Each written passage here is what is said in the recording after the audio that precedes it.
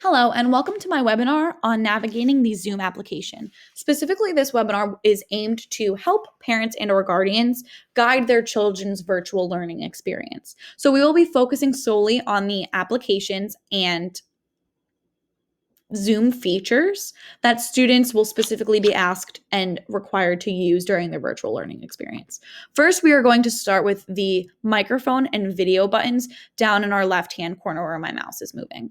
So specifically for my microphone button, as we can see here, it is located in the left-hand corner of the Zoom meeting. As you can tell, the green coloring is moving in and out throughout the microphone. This signifies that my microphone is on. If we would like to turn the microphone off, we would simply just need to click the microphone button. As you can tell, the black pop-up came up and it says mute my audio.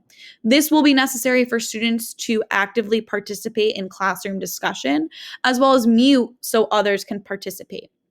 For the sake of the video, I'm not going to mute the microphone. However, to know that it's muted, similar to my video button located right next to it, to notify yourself that it is muted, you would see a red line through the microphone, similar to the video option here. That's how you would know the microphone is turned off and no one in the meet can hear you.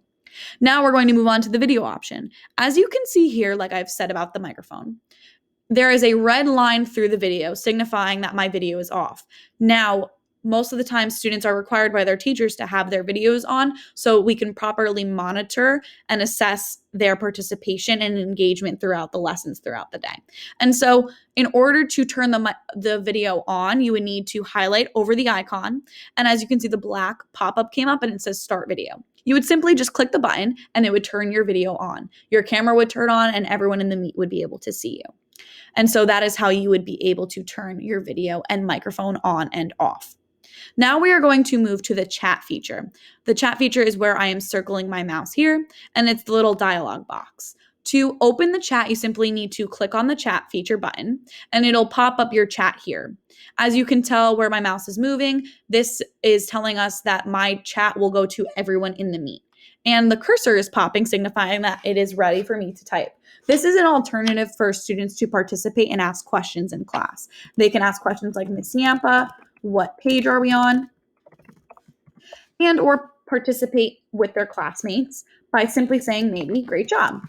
And so this is an alternative for students to use during classroom instruction and discussion if they're not that comfortable turning their microphone on to speak. And so this is a great outlet that teachers require students to be able to locate and use throughout classroom discussion and instruction.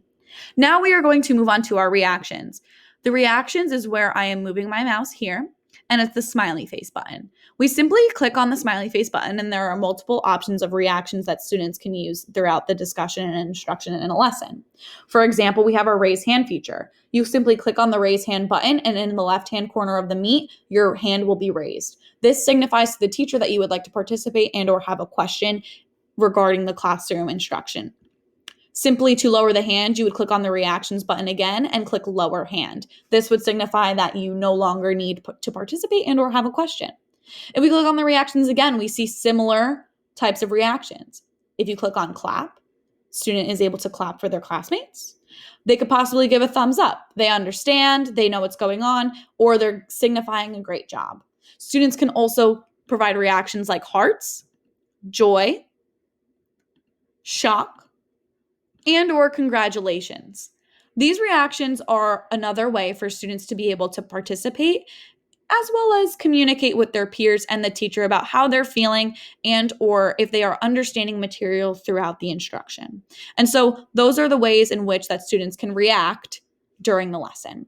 And to simply close the reaction button, you would click the button one more time. And to leave the meeting, students would simply go in the right-hand corner over here.